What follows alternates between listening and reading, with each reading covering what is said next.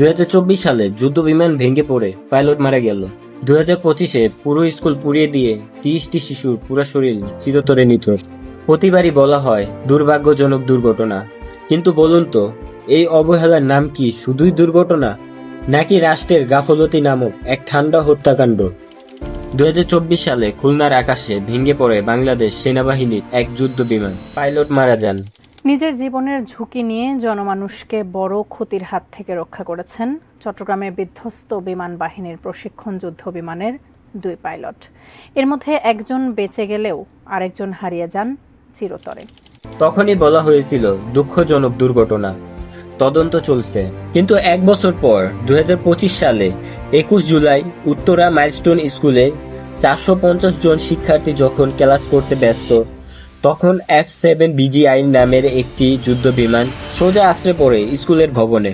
শিক্ষালয় বদলে যায় মৃত্যুকুলে, আগুনে পুড়ে ছারখার হয়ে যায় ভবিষ্যতের মুখ।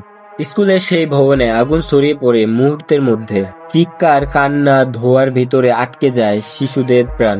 25 জন শিক্ষার্থী, একজন শিক্ষক পুড়ে অঙ্গার হয়ে যায়। শিক্ষিকা মাহেরিন চৌধুরী নিজের জীবন দিয়ে বাঁচান 20 জন শিশু, কিন্তু নিজেই 100% দগ্ধ হয়ে নিহত হন। পাইলট তাওকির ইসলামও প্রাণ হারায়। সেনাবাহিনী আবার বলে তদন্ত চলবে, তবে প্রশ্ন থেকেই যায়, এই কথা আর কত শুনতে হবে? তদন্তেই কি চাপা পড়ে যাবে মৃত্যু? গত 10 বছরে বাংলাদেশে 10টিরও বেশি যুদ্ধ বিমানের দুর্ঘটনা ঘটে। প্রতিবারই এক কথা, কারিগরি ত্রুটি। মাইলস্টোন স্কুলের সেই শিশুরা আজ কবরে, আর রাষ্ট্র এখন ফাইল ঘাটছে। এই ভয়াবহ ঘটনায় মানুষ রাস্তায় নামে।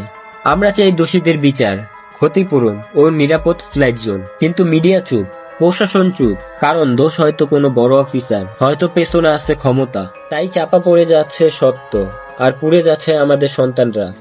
জানেন তো, স্কুলের খাতায় সেদিন লেখা ছিল ভবিষ্যতের স্বপ্ন, কিন্তু আজ সেই খাতা শুধুই চাই। এবার আর নয় এই আগুনে পুরুক রাষ্ট্রের গাফলতি, আর নয় শিশু হত্যা।